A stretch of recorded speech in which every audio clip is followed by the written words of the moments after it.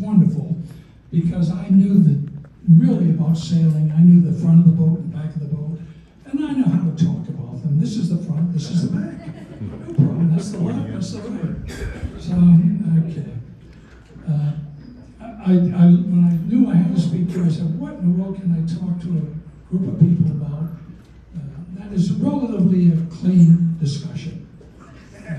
Because Dan was a clean guy, but unfortunately I wasn't. Okay. And the first thing I said is, what would Dan and I do together that I could talk to people about? And we used to go to Fort Myers Beach to Caloosahatchee River every year. He would take his boat up there in the fall because he knew in case there was a hurricane, he wanted to have his boat protected. And that's where he would keep it. And we would take it up to La Belle. Those are my notes on La Belle. Pretty sure. His boat was named the Moxie. And it wasn't his first boat named the Moxie.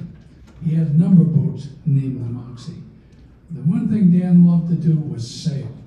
So when we went up the Caloosahatchee River every year to take and put his boat up in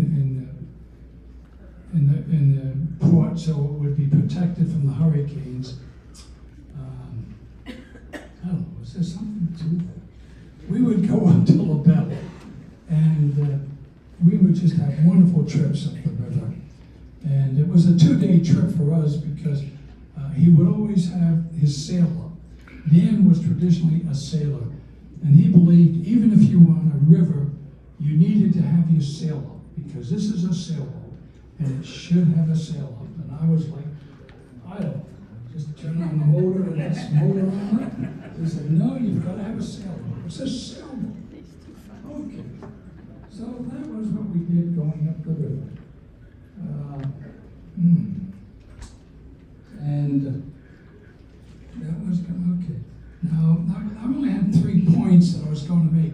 When I was asked if I would speak to the group, I thought there would be like 20 people, 25 people, and all of a sudden, I've got God knows how many people here.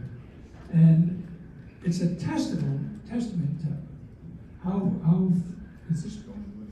It was a testament to how popular Stan was. It was just unbelievable. So anyway, 3 things I've got here to define. Okay. Caloosahatchee River. We would always come to Caloosahatchee River every fall because he wanted to put the boat in port up there to protect it from hurricanes.